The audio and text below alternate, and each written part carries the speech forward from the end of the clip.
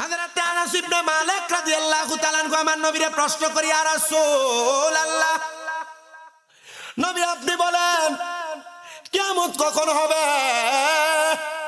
আমার নবী কয়, আনাস ইবনে মালিক, তুমি কিয়ামতের জন্য কি রেডি করছো? আনাস ইবনে মালিক ডাক দিয়া কই, ইয়া রাসূলুল্লাহ, আল্লাহ এবং তার রাসূলের ভালোবাসা ছাড়া আমার কাছে আর কোনো কিছু নাই।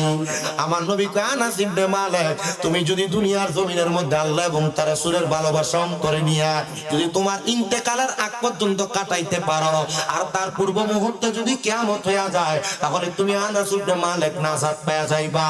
ইয়া রাসূলুল্লাহ, কেমনে বুঝবো গো? আপনি বলেন না কিয়ামত হয়ে যাবে, কিয়ামতের কিছু আলামত দেখা যায়।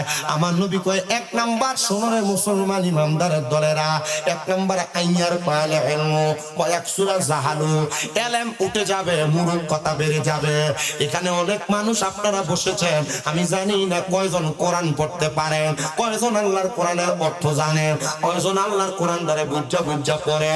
বলে হুজুর না না না, আমরা পড়ি না, আমরা পড়তেও জানি না। আল্লাহর নবী কয়, আইয়ার পালে ইলমু ওয়া ইয়াকসুরা জাহালু, ইলম উঠে যাবে, আমার আল্লাহ তাআলা ইলম উঠে নিয়ে মূর্খতা বাড়াইয়া দিবে। তখনই মনে করবা কিয়ামতের আলামত হয়ে যাবে। আপনারা তাকে দেখেন রে, বড় বড় আলেম গুলারে আমার আল্লাহ তাআলা দুনিয়া থেকে নিয়ে গেছে। বড় বড় আলেম উলামারে নেওয়ার কারণে ইলমের ধাস, ইলমের পাওয়ারটা কমে যাচ্ছে। যেমন ভাবে আপনাদের অত্র অঞ্চলের মধ্যে আল্লামা সাহেব কেবলা ফুলতুরি রাহমাতুল্লাহ আলাইহি বিদায় হয়ে চলে গেছেন। ওনাদের মতো ইলমওয়ালা, ওনাদের মতো ভারী একজন মানুষ আর খুঁজে পাওয়া যাবে কিনা আমার সন্দেহ হয়।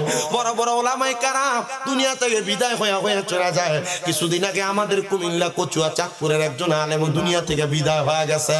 এমন বড় বড় ওলামায়ে কেরাম, আমার উস্তাদ আল্লামা হযরতে আব্দুল মতিন রাহমাতুল্লাহ আলাইহি কুমিল্লা আলিয়া মাদ্রাসার যিনি অধ্যক্ষ ছিলেন, উনিও দুনিয়া থেকে বিদায় হয়ে গেছেন। এমন অনেক জবরদস্ত বড় বড় আলেমদেরকে আল্লাহ উঠে নিতেছেন। এলেম আল্লাহ কোরআনুল কারীম ডাইরেক্ট উঠে নিবেন না, আমার আল্লাহ তাআলা আলেমদের বিদায়ের মাধ্যমে এলেম উঠে নিবেন। এবং এমন অবস্থা দেখবেন কিয়ামতের পূর্ব মুহূর্তে কোরআনের অক্ষরগুলা খুঁজে পাওয়া যাবে না। কোরআন খুইলা দেখবেন পুরো কোরআন সাদা দেখা যায়, অক্ষরগুলা কোরআনুল কারীমের মধ্যে নাই। তখনই বুঝবেন কিয়ামত হয়ে যাবে। ও মুসলমান, এটার জন্য তোমরা দায়ী গো। এমন অনেক যুবকের এখানে দাঁড়ায় আছে, এক বছরের মধ্যে কয়দিন কোরআন পড়ছে বলতে পারবে না, সর্বশেষ কয়দিন কোরআন শরীফ ধইরা দেখছে বলতে পারবে না। ও যুবক, তুমি কেমনে মুসলমান দাবি করো? ও মুরব্বী, সর্বশেষ কোন দিন কোরআন শরীফ ধইরা খুইলা দেখছে আপনি নিজেও বলতে পারবেন না। অনেক মা বোনেরা পর্দার অন্তরালে গত রমজানে যে কোরআন শরীফটারে গিলাফ বান্ধা রাখছে, এখনো পর্যন্ত কোরআন শরীফটা খুইলেও দেখে নাই। হঠাৎ করে কোরআনটা খুইলা দেখবা গো মা, কোরআনের অক্ষরগুলা লুকিয়ে গেছে। আমার আল্লাহ তাআলা এই কোরআনের হরফগুলো, অক্ষরগুলো লুকিয়ে নিয়ে তোমাদেরকে কিয়ামতের সিগন্যাল দিবে। তখন দোয়া করতে পারবা, তওবা করতে পারবা, মাফ চাইতে পারবা। আমার আল্লাহ মাফ করবে না, মাফ করবে না। এবার আপনারা বলেন মুসলমান, কিয়ামতের কঠিন আলামত থেকে বাঁচার জন্য আল্লাহ তাআলার কাছে আমাদেরকে সাবধানতা অবলম্বন করানোর জন্য, আল্লাহর কাছে প্রস্তুত করে আল্লাহর কাছে আমাদেরকে হাজির করার জন্য আমরা সবাই আল্লাহ তাআলার কোরআনের সাথে সম্পর্ক লাগানোর দরকার আছে না? না রাজি আছো কারা কারা? আল্লাহরে দেখা দাও, আল্লাহ কবুল করেন, বলেন আমিন। আরে 30 পারা কোরআন বাইরে মনে রাখো তো, কোন জায়গায় কোন হরফ লেখা রাখিও খবর আমি বুঝিলাম না গো। আল্লাহ মরণের কত দিন বাকি, আমার মরণের কত দিন বাকি আমি জানিলাম না গো। আল্লাহ মরণের কত দিন বাকি, আমার মরণের কত দিন বাকি আমি জানিলাম না গো। আল্লাহ মরণের কত দিন বাকি। বাবা, মরার কথা স্মরণ করলে আপনাদের কষ্ট হয়? আল্লাহ নবী কয়, কেউ যদি দৈনিক 20 বার মরার কথা স্মরণ করে, ওই দিন যদি ওই ব্যক্তি মারা যায়, তার মরণটা শহীদের মতো। মোহাব্বত আমার সাথে গান না, এই গজলটার ভিতরে, এই গানটার ভিতরে, শানটার ভিতরে কয়েকবার মরার কথা আছে, একটু মোহাব্বতে পড়েন। আমার মরণের কত দিন বাকি আমি জানিলাম না গো। আল্লাহ মরণের হঠাৎ আজরাইল আসিয়া তোমার হস্তে দিবা দড়ি, তখন আমার মনা ভাই করবে লুকা চুরি, আমি বুঝিলাম না গো আল্লাহ মরণের কত দিন বাকি, আমার মরণের কত দিন বাকি, আমরা জানিলাম না গো আল্লাহ মরণের কত দিন বাকি, আমরার হায়াত হইল হাতে বাইরে মত হইল পায়ে কোন জায়গায়, আরে হায়াত হইল হাতে বাইরে মত হইল পায়ে, যেই দিন তোমার মরণ হবে কেউ আসবে না পাশে, আমরা বুঝিলাম না গো আল্লাহ মরণের কত দিন বাকি, বলো মরণের কত বাকি, আমরা জানিলাম না গো আল্লাহ মরণের কত। এ ভবানপুরের মুসলমান,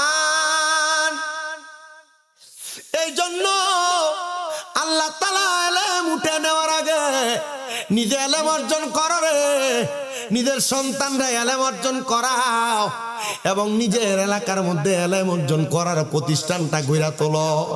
এলাকার ভিতরে কত মাদ্রাসা বন্ধ হয়ে যায়, শিক্ষকের বেতন চালাইতে পারে না, এলাকার মধ্যে কত মাদ্রাসা বন্ধ হয়ে যায়, ছাত্র নাই, তুমি তোমার বাচ্চাটারে কিন্ডারগার্টেনে পাঠিয়ে দিছো, বাচ্চাটারে কোরআন পড়াও নাই, ইংলিশ টিচারের বেতন 2-3 হাজার টাকা দিছ, গণিত টিচারের বেতন 1000-2000 দিছ, কিন্তু মক্তবের বেতনের জন্য 50 টাকার জন্য 3 বার তোমার দরজায় যাওয়া লাগে।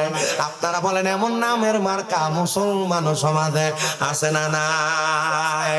ও বাবা শুনো শুনো শুনো, এই জন্য আমি সবার কাছে আবদার জানাই রে বাবা, মুরব্বীরা হয়তো কোরআন পড়তে পারেন না, মা বাপ কোরআন শিখাইতে পারে নাই, যুবকেরা অনেকে কোরআন পড়তে পারো না, মা বাপ কোরআন শিখাইতে পারে নাই, ছোট ছোট বাচ্চারা তোমরা যারা এখনো কোরআন শিখো নাই, আমি তোমরার কাছে করো ধরে আবদার করি রে বাবা, মাহে রমজান মাস আসলে দারুল কেরাত এলাকাতে চালু আছে আমি জানি, এলাকার দারুল কেরাতের মধ্যে কোরআনটা একটু শিক্ষা নিবা। এই কোরআন যদি না শিখতে পারো, কাল ময়দানে মাশরে ফুলসিরাতের সামনে তোমার প্রশ্ন করব, বান্দা কোরআন তেলাওয়াত করো, তুমি তখন বলবা আমার মা আমার বাবা আমার কোরআন শিখায় নাই, আমি শামীম রাজারা যদি বলে কোরআন পড়ো, আমি যদি বলি আমার মা আমার আব্বা আমার কোরআন শিখায় নাই, তখন বলবো কই রে শামীম রাজার মা বাপ আয় আমরা সামনে আয়, তখন আমার মা বাপ রে কইব কেন তোমার সন্তানরে কোরআন পড়াও নাই, বলে কর্মব্যস্ততায় যায়া কাজ করতে যায়া খাবার জোগাড় করতে যায়া রিজিকের তালাশ করতে দেয়া আমি আমার সন্তানরা কোরআন শিখাইতে পারি না, তখন বলবে যেহেতু সন্তানরে কোরআন শিখাও না এটা তোমার মৌলিক দায়িত্ব ছিল, ও সন্তানের বাবা আয় আয় আয় সামনে আয়, তখন একটা সন্তানের বাবারে ফুলসিরাতের উপর লম্বা লম্বি করে শোয়া দিব, হাত থাকবো একদিকে পা থাকবো একদিকে, বুকের মধ্যে ফাড়া দিয়া সন্তানরা বাবার বুকে পাড়া দিয়া ফুলসিরাত পার হইব, বালা লাগতো না বালা লাগতো না, যদি যেমন কঠিন আযাব থেকে বাঁচতে চাও, কঠিন আযাব থেকে বাঁচতে চাও, আল্লাহ দোহাই লাগে রে মুরব্বি বাবা যুবক নওজোয়ান, তোমরা তোমাদের সন্তানদেরকে কোরআনটা শেখাও।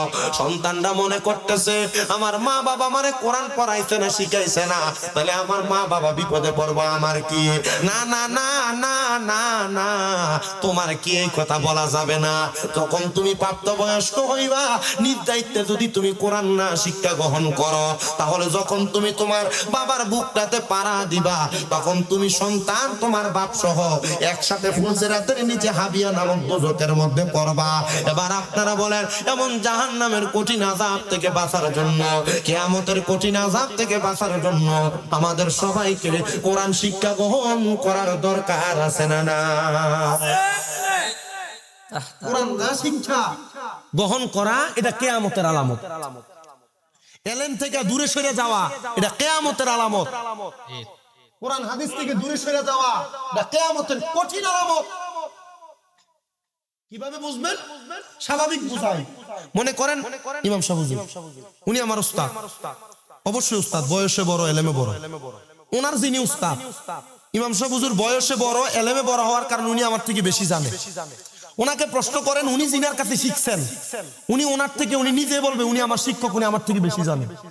ওনার যিনি শিক্ষক ওনাকে জিজ্ঞাসা করেন আপনি জিনার কাছে শিখছেন, উনি কতটুকু জানে, উনি বলবে ওনার থেকে বেশি জানে। তার মানে বোঝা যায় মৌলিক ধারাবাহিক ভাবে জিনারা পূর্ববর্তী আলেম ছিলেন, ওনাদের আলেমের তুলনায় আমাদেরটা সরিষার দানা আছে।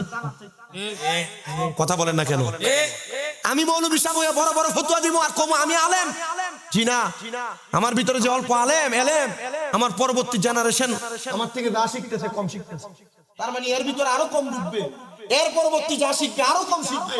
এভাবে আল্লাহ তাআলা এর উঠে।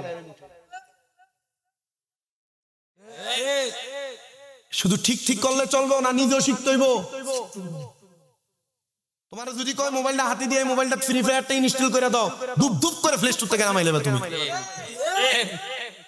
কথা কম না। যদি কয় কোরআনুল কারীমের সূরা ফাতিহাটা করে আউযু বিল্লাহির ভিতরে 12 রাবণ করব, ঠিক? আব্বাজি এই যুবক ফলাফান চুপ থাকো। 20 বছর বয়সের উপরে যারা যারা আছে হাত তোলেন, হাত তোলেন। 20 বছর বয়সের উপরে যারা যারা হাত তোলেন, কিছু লাগবে না, টাকা দাও লাগবে না, তোলেন না মুরব্বি, হাত তোলেন না, হাত নামান। আপনারা যারা হাত তুলছেন আপনারা কি মনে করেন আল্লাহ তাআলার কোরআনুল কারীম না শিক্ষা গ্রহণ করার কারণে যদি আল্লাহ আযাব দেয় আপনারা আযাব থেকে বাঁচতে যাবেন? শামীম রেজা 26-27 বছর, শামীম রেজা বাঁচতে যাবে না? পিটা আগে আমারে দিব ভাই পাতা দিবে।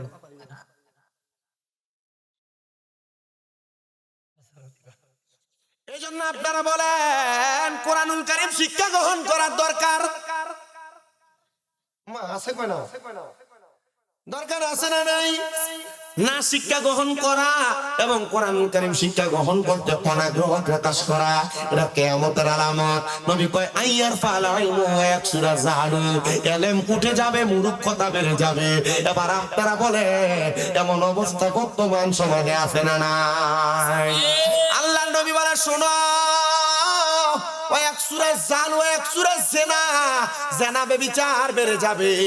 আমি যেই কথাটা প্রথম বলছিলাম হাদিস শরীফে সেই কথাটাই চলে আসছে।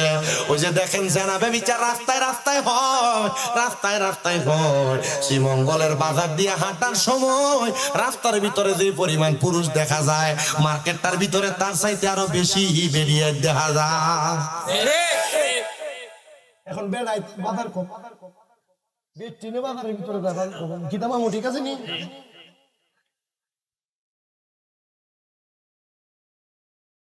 জামাই যদি একটা কাপড় কিনে না দেয় এটা কি টানছো? বালা না, সন্তুষ্ট নয়। হ্যাঁ, ঈদ আসলে মহিলারা কত সুন্দর স্বামীর কাছে বলে আরে তুমি মার্কেট করলে কাপড় বালা বুঝজান তারটাই না, আমার একটা দেলাও আমি নিজে মার্কেট করলাম। আছে না নাই? আরে সবার কথা বাদ দেন, এখানে সবচাইতে বয়স্ক মুরব্বী আমার পিছনে বেড়ায় মনে হয়। আমার নিশ্চয় আছে কয়েকজন মুরব্বী আছে।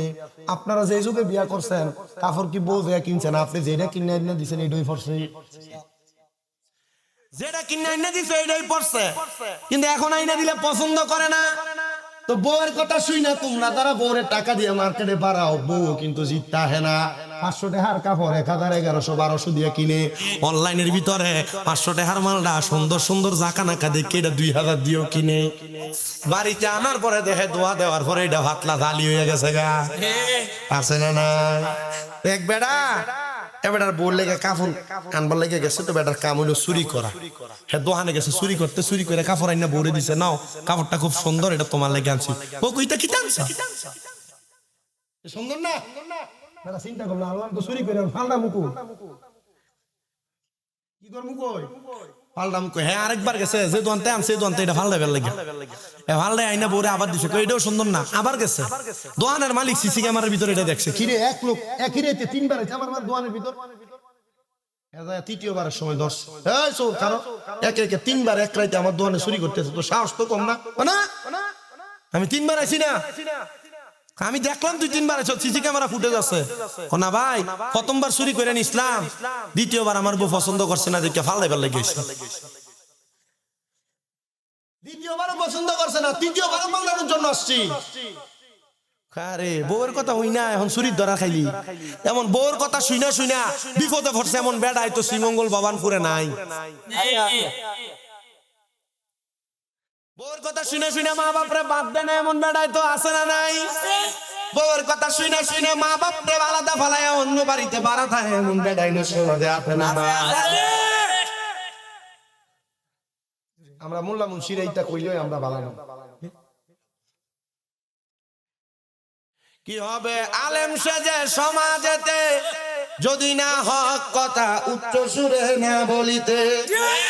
চাকরির ভয় করো যদি ছেড়ে দাও ইমামতি, কি হবে আল্লাহকে ধোঁকা দিয়ে বেঁচে থেকে। অযথা বিদ্যা শিখে যদি না গড়তে পারো শুধুমাত্র সমাজটাকে, কি হবে বেঁচে থেকে। অযথা বিদ্যা শিখে যদি না গড়তে পারো শোষণবিহীন সমাজটাকে, কি হবে বেঁচে থেকে। অযথা বিদ্যা শিখে যদি না গড়তে পারো মাদক মুক্ত সমাজটাকে। কথা কোন আছে না না?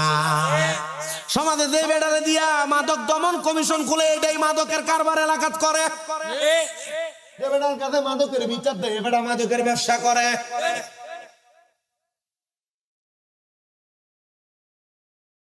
কি আছে না? ওই ফোলা ফাইনে কয়, কারণ ফোলা ফাইনে তো জানে এলাকাত কোনটা কোনটা বেছে ফোটলাটা। কথা কোন আছে না নাই? সাবধান, সতর্ক সতর্ক। এটা ওয়াজ কমন পড়ে গেছে কেন?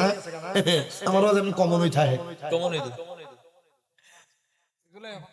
এগুলা কমন চলে না।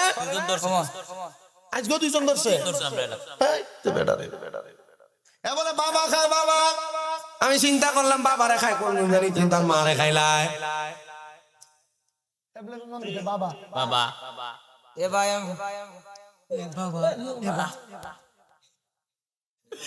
আপনারা কোন আছে না নাই? এমন গান জুটি সমাজে আছে না নাই? আবার নেশাখোর গুলার জন্য বাড়ি বাড়ি কল দিতে হয় না, চুরি করে লইয়া জায়গা। নেশাখোর গুলার কারণে ডেক ডেক সিরইতে দেওয়া যায় না, লইয়া জায়গা। আপনারা কোন এমন নেশা করো ফাঁপি আছে না না? এ সমাজের মানুষ এরার লগে সম্পর্ক রাইখো না, এরার সাথে সম্পর্ক রাইখো না। আল্লাহর নবী কই যে টেবিলের মধ্যে নেশা করা হয়, এই টেবিলের মধ্যে যদি, এই বৈঠকের মধ্যে যদি কোনো মানুষ থাকে, ওই মানুষ আমার দলভুক্ত না। বলে হুজুর আমি নেশা করি না, তবে আমি তার লগে চলিতে মাঝে মাঝে খাই। আছে না যারা সিগারেট খায় সমাজে, আর সিগারেট কেন শিখছস কার কাছে? কইবো না হয় আমার এক বন্ধু একদিন কইছিল একটা টান দিয়ে দে। কি হইব? এই একদিন টান দিয়ে দিতে দিয়া আমার এখন সিগারেট খোর বানাই দিছে। আছে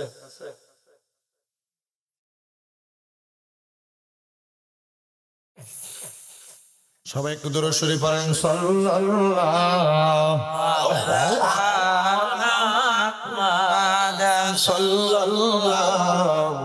আলাইহি ওয়াসাল্লাম সাল্লাল্লাহু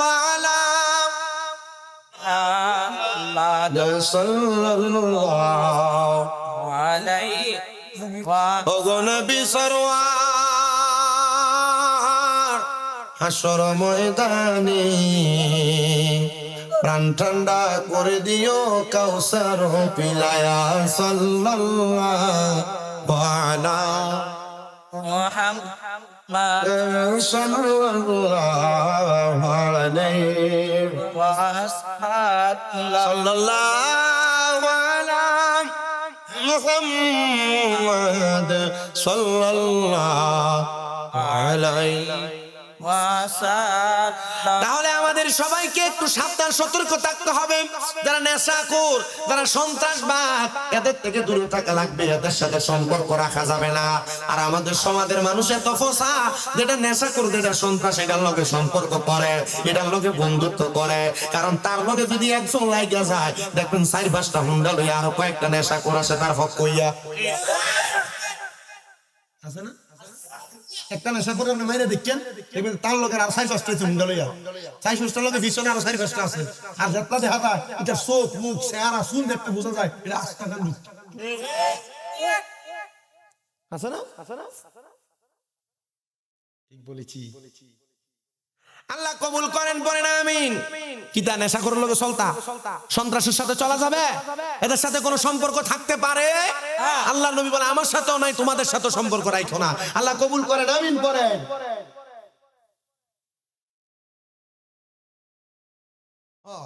এ আমার নবীর উম্মত শুনো, এরা এরা আমার কইতেছে যে আচ্ছা সময় আছে, আমি কি আর বুঝবাস করতাম নি? জয় জয় জয় সইবনি মানুষে সইবনি, তাহলে তোমরা ধৈর্য লইয়া বইও, আপনার অল্প দূর বইয়েন, ইনশাআল্লাহ আজকে তাড়াতাড়ি ছুটি দিয়া দেবো ইনশাআল্লাহ।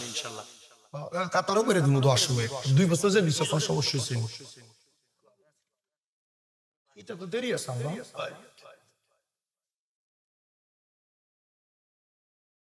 আরো কোথায় হিসেবে দাও দিত, এখানে তো জায়গা না, তোমরা তাই হিসেবে দাও দিব না। আল্লাহ কবুল করো, আমিন কর। বেশি লম্বা করব না, শেষ করে কিয়ামতের আলামতগুলো বলে বলে বিদায় নিয়ে যাচ্ছি।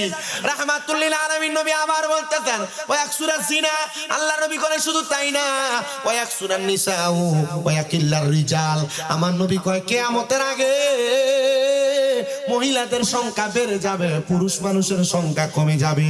ওয়া ইয়াকিল্লার রিজাল ওয়া ইয়াকসুরান নিসা হাত্তা ইয়াকুন আলি খামসিন ইমরাতাল কাইয়িমুল ওয়াহিদ, কিয়ামতের পূর্বে এমন একটা অবস্থা হবে, মহিলাদের সংখ্যা এমন বাড়বে, প্রতি পুরুষের ভাগে 50টা করে মহিলা পড়ব।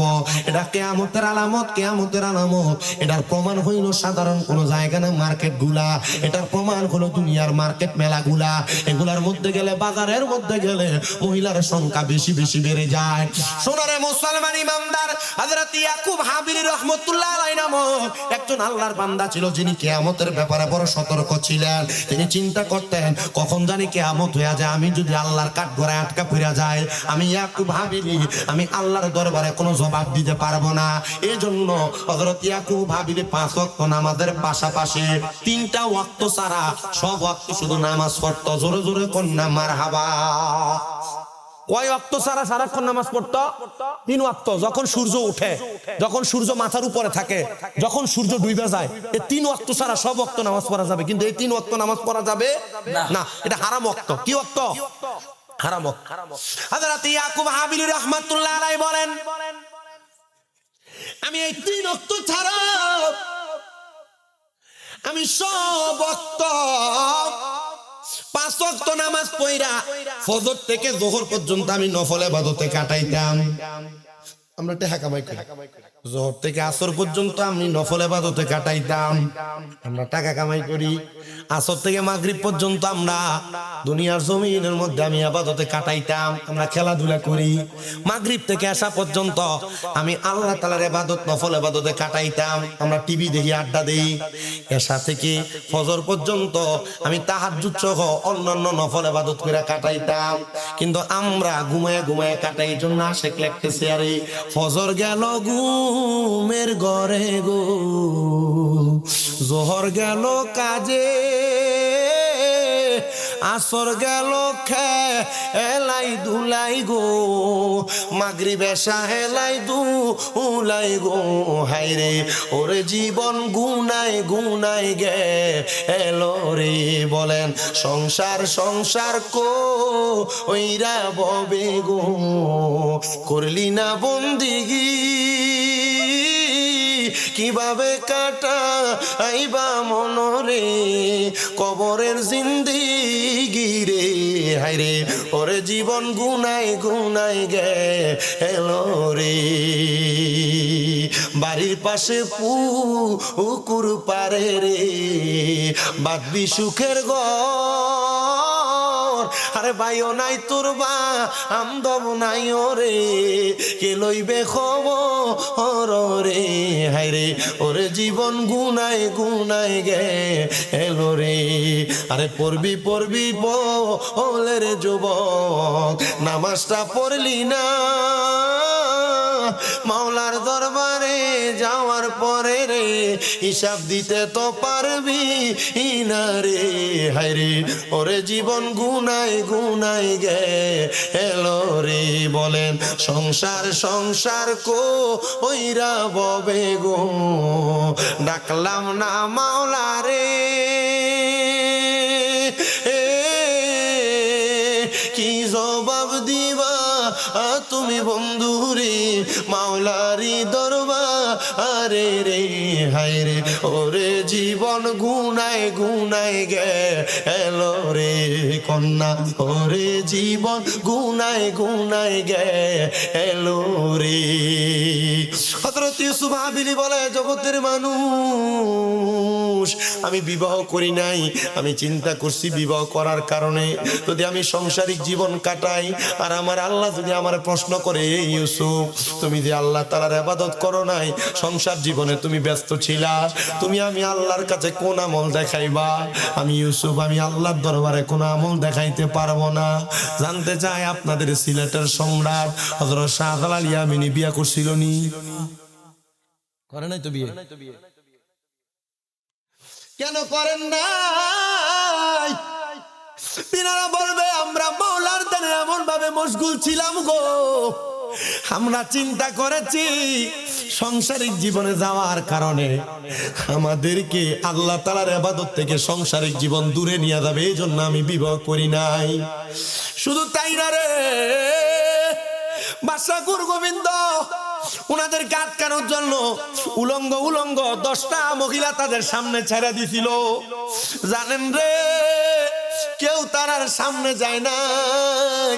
এই যে আপনারা চিনেন বাহুবলে যিনি শুয়ে রয়েছে, যিনার দেহ মোবারক পাশে সেই জায়গায়, যিনার কল্লা মোবারকটা আছে আখাউড়ার খরমপুরে, হযরত আহমদ গেসুদারাস রহমাতুল্লাহ আলাইহি, উনি বলে আমার মাথার লম্বা চুলগুলারে আমি এভাবে ধইরা হযরত আহমদ গেসুদারাসের গর্দানটারে উনি নিজে কোপ দিয়া ফালাইয়া দিয়া কল্লা সারা দেহ দিয়া গোবিন্দ বাদশার সাথে যুদ্ধ চালাইছি।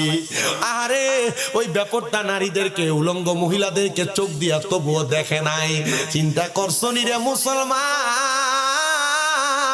সাজানো গোছানো একটা ইসলামের বাগান শাহজালাল ইয়ামিনী আমরারে দিয়া গেছে, কিন্তু আমরা মুসলমান হইছি, আমরা কিন্তু আউলিয়া কেরামের নাম শুনলে আমরার কেমন লাগে, আল্লাহর ওলির মাজারের কথা শুনলে আমরার গায়ে আগুন লাগে।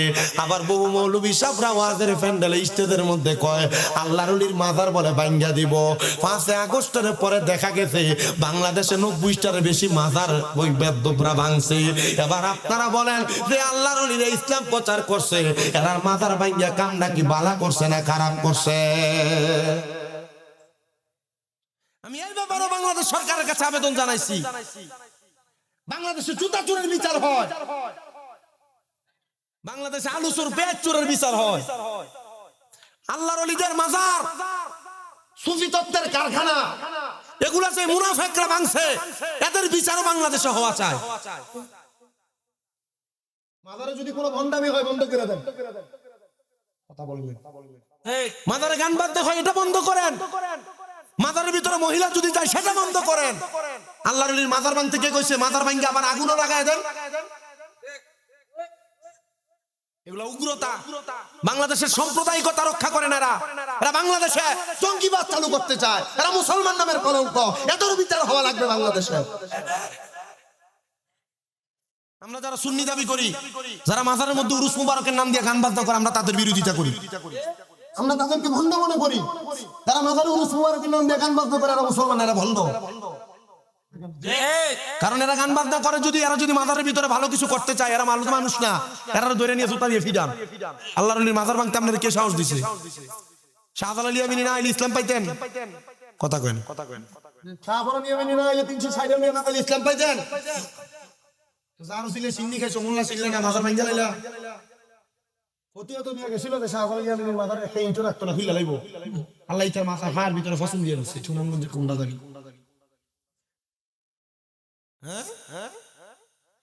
মাথার টেহা খাইতে ভাল লাগে, কিন্তু মাথার ওয়ালারে ভাল লাগে না। এটা কেসা ফিটান ভিড়াই পরে বাপ। আল্লাহ আমাদেরকে হেফাজত আর হেদায়েত দান করুক, পারে না আমিন। কথা কোন না আমিন, আর মোহাব্বতে কোন আমিন। তাহলে আল্লাহর ওলিরা ইসলাম দ্বারা তাজা রাখবার জন্য তারা বিবাহ করে না, ইসলামের জন্য জীবন দিয়া দিছে। হযরত ইউসুফ আবির রহমাতুল্লাহ আলাইহি বলেন আমি বিবাহ করি না, আমি একমাত্র আল্লাহ তাআলার ইবাদত করার জন্য আমি বিবাহ থেকে দূরে ছিলাম। ইউসুফ হাবিলি রহমতুল্লাহ আলাইহি ডাক দিয়া কয়, জগতের মানুষ, আমি আল্লাহ তাআলার ইবাদত করতে করতে একদিন আমার ইবাদত করতে করতে শরীরটার মধ্যে একটু ব্যথা ব্যথা অনুভব হয়েছে। আমি তখন নামাজের সিজদার মধ্যে পড়ে ঘুমিয়ে গেছি। আমার শরীর বড় ক্লান্ত। হঠাৎ করে আমি নামাজের সিজদা অবস্থায় স্বপ্ন দেখতাছি। আমি স্বপ্ন দেখতাছি কে জানি এসে আমার কানে কানে বলে, ইউসুফ হাবিলি, তুমি যে এখনো পর্যন্ত ঘুমিয়ে রইলা, দেখো না বাইর হইয়া কিয়ামত তো হইয়া গেছি।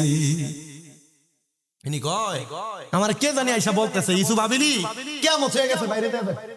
আর কিয়ামত হলে তো আমার ঘরে এটার পাওয়া যাবে, ভূমিকম্প হলে এটার পাওয়া যায় না, কিয়ামত হলে এটার পাওয়া যাবে, ঘরে সাল থাকবো ঘরে।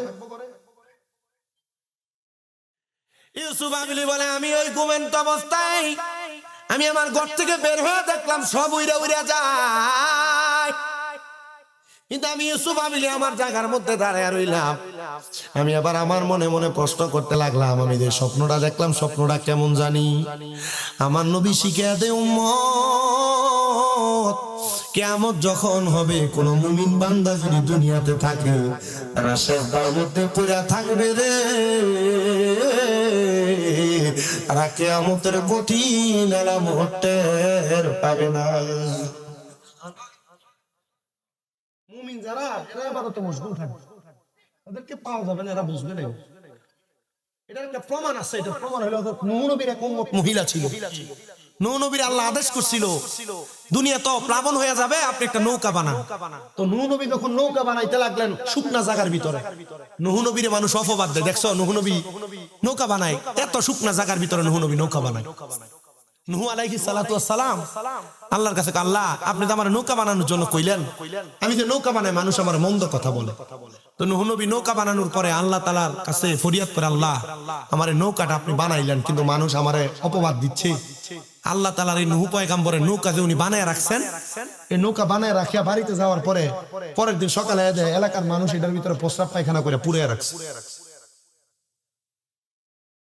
নূহ নবী নৌকার ভিতরে, এই এদিকে কথা বলে কে, মার বন্ধ করো না কেন? নূহ নবী নৌকাটার ভিতরে প্রস্রাব পায়খানা করে পুড়ে রাখছে। নূহ নবী আল্লাহর কাছে আসমানের দিকে তাকে একটা বড় নিঃশ্বাস, আল্লাহ এত কষ্ট করে নৌকা বানাইলাম, আপনি কইলেন প্লাবন হইব, আল্লাহ এই নৌকার ভিতরে মানুষ প্রস্রাব পায়খানা করে দিল। নূহ পয়গম্বর আল্লাহর কাছে ফরিয়াদ করছে। এই টাইমে ছোট ছোট দুই নাতি, এরাও আইসা প্রস্রাব পায়খানা করে, আর দাদি আছে মুরব্বী মহিলা কুষ্ঠ রোগে আক্রান্ত। দেখেছে দাদি, এলাকার সব মানুষ নূহ নবী যে নৌকা বানাইছে, এই নৌকার ভিতরে যে প্রস্রাব পায়খানা করছে, আমার মনে হয় তুমি ছাড়া আর কেউ বাকি নাই। দাদি বুড়া মানুষ তো, আমি বাদ থাকতাম কেন লাগে, আমারও লয়ে যা, আমি ওই জায়গায় যাই, নৌকার ভিতরে একটু প্রস্রাব পায়খানা করি। এ বেটি যায়া নূহ নবী নৌকার কান্দাটার ভিতরে বইছে, বইয়া প্রস্রাব পায়খানা করতে লাগছে, উল্টে ফিরে গেছে, গা ছিল কুষ্ঠরোগ। বেটি ওইখান থেকে উইটা দেখতেছে গায়ের কুষ্ঠরোগ কিছু নাই, ময়লা সাফ করে দেয়, কুষ্ঠরোগ সব গেছে। মারহাবা কয় না করে, এখানে মহিলাগুলা কি সমস্যা কি এদের? এত হাসা হাসা অট্ট হাসি দেয় মহিলারা, শরম নাই।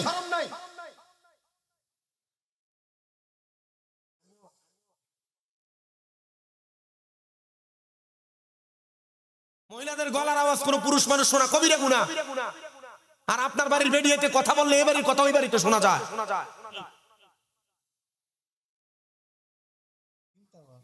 একটা ওয়াজ মাহফিলে তো সুন্দর জান্নাতের বাগান, বুঝে না? বুঝে ঠিকই, দেহানের লাগে ওয়াজ মাহফিলের ভিতরে। শোনেন আমার মুসলমান ইমানদার, আমি যেই কথা বলতেছিলাম, ওই বৃদ্ধা মহিলা নূহ নবীর নৌকার মধ্যে প্রস্রাব পায়খানা করতে আসছে। নূহ আলাইহিস সালাতু ওয়াস সালাম আল্লাহর দরবারে সিজদার মধ্যে পড়ে আল্লাহর কাছে ডাক দিয়া বলে, আল্লাহ তুমি আমার এই নৌকাটা বানায় কেন আমার সামনে এত শরমটা আমারে দিলা? আমার নৌকাটার মধ্যে মহিলারা প্রস্রাব পায়খানা করে, এলাকার মানুষ প্রস্রাব পায়খানা করে। পয়গম্বরে আমার আল্লাহ তাআলা দত্তের আয়াত শোনায় দেয়, ইন্নাল্লাহা মাআস সাবিরিন, ধৈর্য ধারণকারীর সাথে আমার আল্লাহ আছে। নূহ পয়গম্বর যখন চলে গেলেন, মহিলা যখন নৌকাতে উল্টে পড়ছে, কুষ্ঠ কুষ্ঠরোগ ভালো হয়ে গেছে রে। কুষ্ঠরোগ ভালো হওয়ার পর এলাকার মানুষের কাছে খবর গেছে আমাদের এলাকার সবচাইতে বেশি কুষ্ঠরোগী এই মহিলা নূহ নবীর নৌকার প্রস্রাব পায়খানা গায়ে লাগার কারণে তার শরীরের কুষ্ঠরোগ চলে গেছে। এবার এলাকার সব মানুষ যার যে জায়গায় রোগ ওই জায়গার ভিতরে নিয়ে এই নৌকার প্রস্রাব পায়খানা লাগিয়ে ডলে।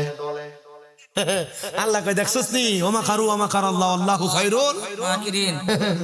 আল্লাহর কর্মকাণ্ড দুনিয়ার কেউ বুঝতে পারবে না। যারা প্রস্রাব পায়খানা করছে এরা প্রস্রাব পায়খানা গায়ে মারতেছে, যেটা রাখবে খাই দিয়ে লাগে আছে না এটা কাছাইতে কাছাইতে ধুইয়া পরিষ্কার করছে।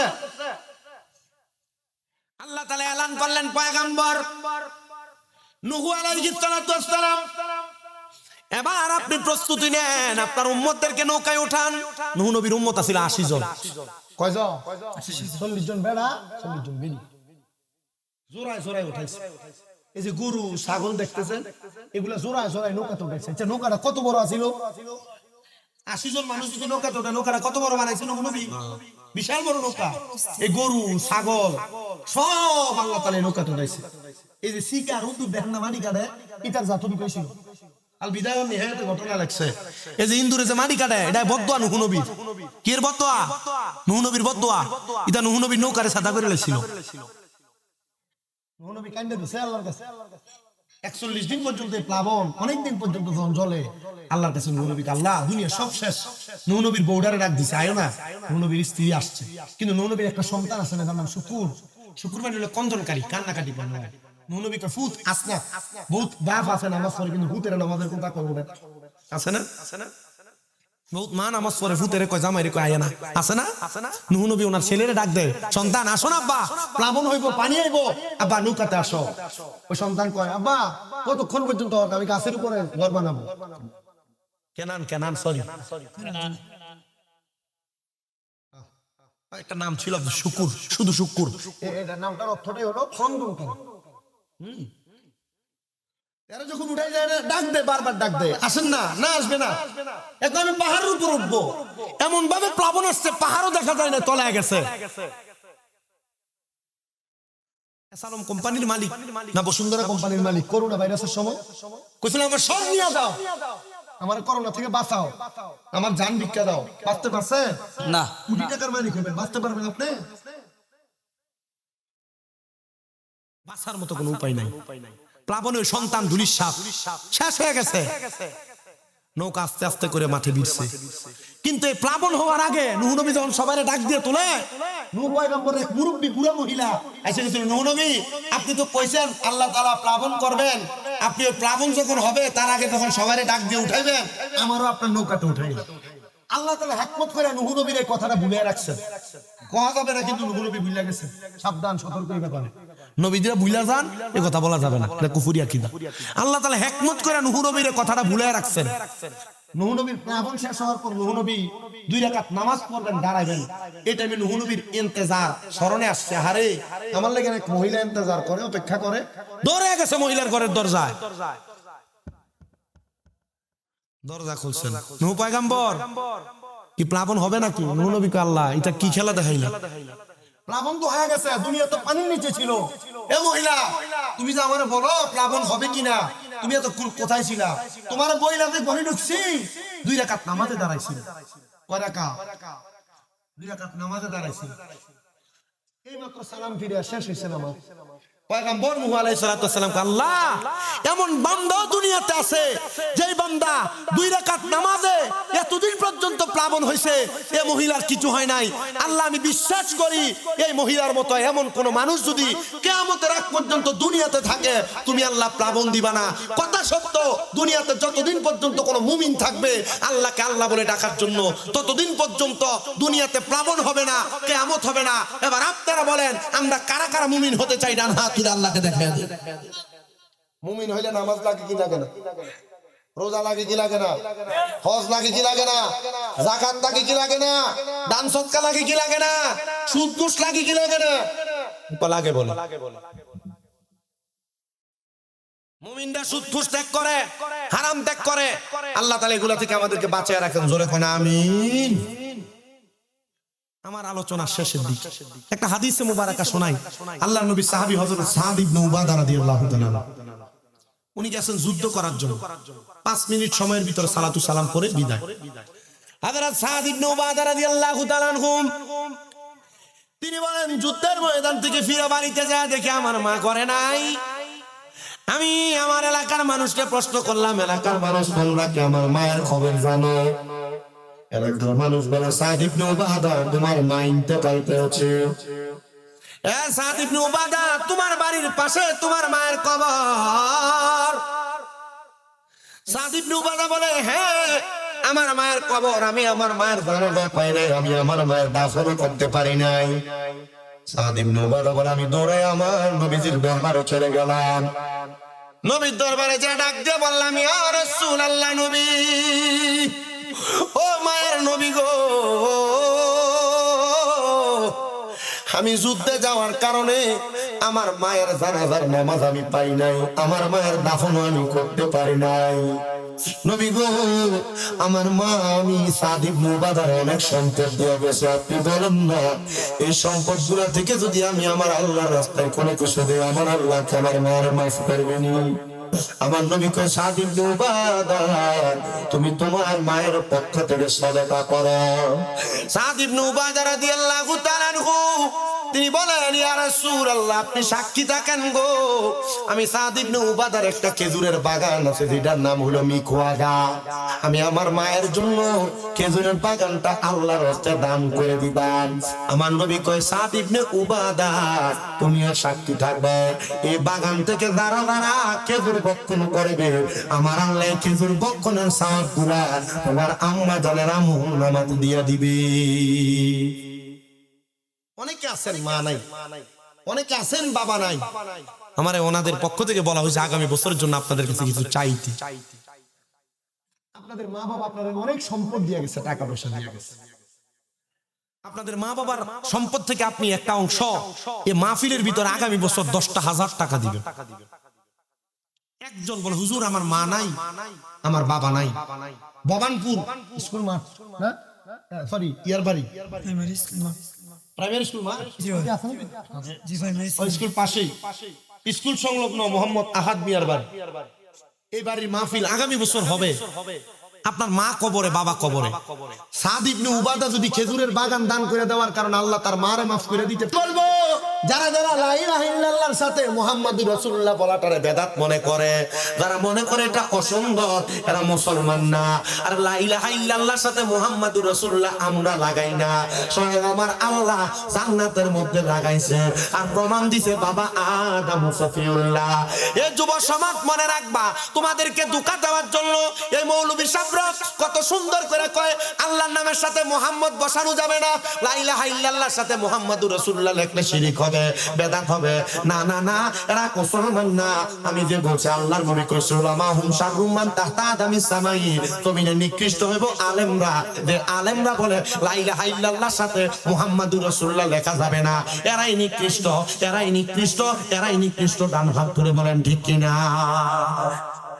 এগুলা কালিমার দুশমন, ইসলামের দুশমন।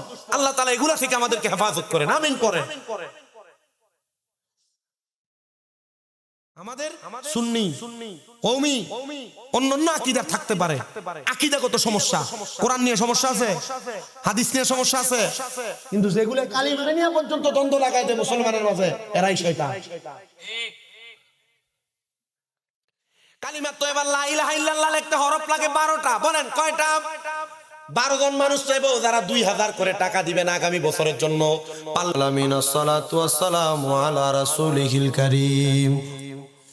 ربنا ظلمنا أنفسنا وإن لم تغفر لنا وترحمنا لنكونن من الخاسرين معبود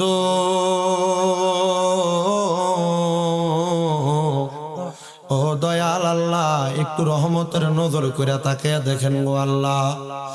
এই মৌলভীবাজার জেলার অন্তর্গত শ্রীমঙ্গল থানাধীন মির্জাপুরের ভবানপুর প্রাইমারি স্কুল সংলগ্ন মোহাম্মদ আহাদ মিয়ার বাড়িতে এলাকার মুদ্দেগানের ইসালে সাহেব উপলক্ষে ৩য় বাৎসরিক ওয়াজ ও মিলাদ মাহফিল চালায়া আল্লাহ মাহফিলের আখিরি মুনাজাতের মধ্যে আমি অদম গুনাহগার স্বামী মোসাইম রাজার সঙ্গে এলাকা সমাজ তলে বুলেলেম, বিশেষ করে আমার দাড়ি পাকা মুরব্বী বাবারা, যুবক নওজোয়ান ভাইয়েরা, ছোট ছোট মাসুম বাচ্চারা, পর্দার অন্তরালের মা বোনেরা, আল্লাহ তোমার শাহিনশাহী পাক দরবারে গুনাহগার কাঙ্গালের বেশে দুইটা হাত বাড়ায় দিছে গো আল্লাহ। যার হাত তোমার দরবারে মায়া লাগে, পছন্দ হয়, ওই হাতের উসিলা আমাদের প্রত্যেকের জীবনের গুনাহ মাফ করে দাও। তুমি যদি মাফ না করো বান্দারে, বলেন না, তুমি মাফ বান্দারে, বলো তোমার বান্দা যাবে কার কাছে আদর করিয়া মানুষ আল্লাহ বানাইয়া, কেমনে দিবা জাহান্নামে ফালাইয়া। তুমি তো অন্তর জামিরে আল্লাহ, ওই আমরা হইলাম ফানা, আমরা সুখে কিনা দুঃখে ডাকি গো আল্লাহ। তুমি যাই না কি জানো না রে আল্লাহ, করো আল্লাহ যাহালয় তোমার মনি। মাবুদ রে আল্লাহ, তাকে দেখো না, তোমার কত আদরের বান্দারা হাত বাড়াইছে আল্লাহ। যারা তোমার দরবারে মায়া লাগে, পছন্দ হয়, ওই হাতের উসিলায় আমাদের প্রত্যেকের জীবনের গুনাহ তুমি মাফ করে দাও আল্লাহ। আজকের মাহফিলে অনেক সন্তানেরা হাত বাড়াইছে যাদের দুনিয়ার জমিনের মধ্যে আব্বা নাই, যেই বাবা রিক্সা চালায়া মাটি কাইটা মাথার গাম পায়ে ফালায়া পরের বাড়িতে বদলার কাজ কইরা সন্তানরে মানুষের মতো মানুষ করার জন্য রোদে পুরা মেঘের মধ্যে বিদা রক্তরে পানি বানাইছে, এমন আব্বা তাদের কবরে আল্লাহ তাদের আব্বার কবর জান্নাতের বাগান বানিয়ে দাও মাবুদ। কে জানি গাত বাড়াইছে আর জানি দুনিয়াতে মান। হায় রে মা, যেই মারে মা কুয়া ডাকলে কলিজার আগুন ঠান্ডা হইয়া যায়, যেই মায়ের দিকে নেক নজরে তাকাইলে কবুল গজরে সওয়াব হইয়া যায়। আল্লাহ জানি না কে জানি হাত বাড়াইছে, কার জানি মা আল্লাহ। মাফ চাই তোমার দরবারে, এমন আম্মার কবর জান্নাতের বাগান বানিয়ে দাও আল্লাহ। কত সন্তানের হাত বাড়াইছে, মাও নাই বাবা নাই, জনমের টিপ আল্লাহ, তাদের আম্মা আব্বার কবরে আর আযাব দিও না, তাদের আম্মা আব্বা কবর জান্নাতের বাগান বানাও। যাদের মা বাবা বেঁচে আছে হায়াতে তৈবা নসিব করো। অনেকের মা বাবা অসুস্থ গো আল্লাহ, মা বাপরে সুস্থতার নিয়ামত দান কইরা দাও। আমার মা আজকে 7 মাসের উপর অসুস্থ আল্লাহ, তুমি তোমার গায়েবী মদত দিয়ে আমার আম্মারে তুমি সুস্থ কইরা দাও আমিন। আজকের ভবানপুরের মাহফিলে যারা টাকা দিয়া পয়সা দিয়া শ্রম দিয়া বুদ্ধি দিয়া পরামর্শ দিয়া মাইক দিয়া লাইট দিয়া প্যান্ডেল দিয়া মিডিয়ার বাইরা সহ সম্মানিত শ্রোতা মণ্ডলী পুরুষেরা পর্দার আড়ালের মা বোনেরা আল্লাহ সবাইরে তুমি কবুল মঞ্জুর করে নাও। এমনই পরওয়ারদিগারে আলম আল্লাহ, আমরা গুনাহগার, আমরা বদকার, আমরা সিয়াকার, আমরা গুনার দিকে তাকাইলে আপনার কাছে বড় ভয় লাগে। আল্লাহ এই মাহফিলে আগামী বছর দান করবে, অনেকে নিয়ত করেছে চাউল দিয়া, তেল দিয়া, টাকা পয়সা দিয়া। আল্লাহ তাদের প্রত্যেকের দানগুলা কবুল করে রোগ মুক্তি জীবন, সুস্থতা মুক্তি জীবন দান করে দাও। অনেকে পড়ালেখা করে বিদ্যা বুদ্ধি বাড়িয়ে দাও, মানে সম্মান ইজ্জতে জিন্দেগি নসিব করে দাও। আল্লাহ ফরিয়াদ তোমার দরবারে গোমনি, প্রত্যেকের ব্যবসা বাণিজ্য কাজ করবে বরকত দান করো, চাকরিতে বরকত দান করো, পড়ালেখায় বিদ্যা বুদ্ধি বাড়াও। অনেক প্রবাসী ভাইরা বিদেশ থেকে দোয়া চায়, আল্লাহ প্রবাসীদের খাদ্যগুলো কবুল মঞ্জুর করো, আমাদের প্রত্যেকের মনের নেক নেক মাকসুদ গুলো পূরণ করো। অনেক প্রবাসীদের আকামার ব্যবস্থা করে দাও, অনেকের চাকরি নেই চাকরির ব্যবস্থা করো, অনেকের কন্যা বিবাহ দিতে পারে না বিবাহের ব্যবস্থা করে দাও। আল্লাহ বিশেষ করে এখানে যারা যারা হাত বাড়াইছে তাদের প্রত্যেকের মনের নেক নেক আশাগুলো পূরণ করো। বিশেষ করে আমার আম্মা জান যে দোয়াগুলো চাই দোয়াগুলো কবুল করে নাও। দেশ বিদেশের অনেক মানুষ দোয়া চায়, আল্লাহ প্রত্যেকের খাস দোয়াগুলো কবুল মঞ্জুর করো। বিশেষ করে এলাকার মুরব্বী সমাজ থেকে এই মাহফিলের মধ্যে আজকে যুব সমাজের ছোট ছোট কিশোররা বেশি আসছে গো আল্লাহ, আল্লাহ তাদের প্রত্যেকের দোয়াগুলো তুমি কবুল মঞ্জুর করে নাও।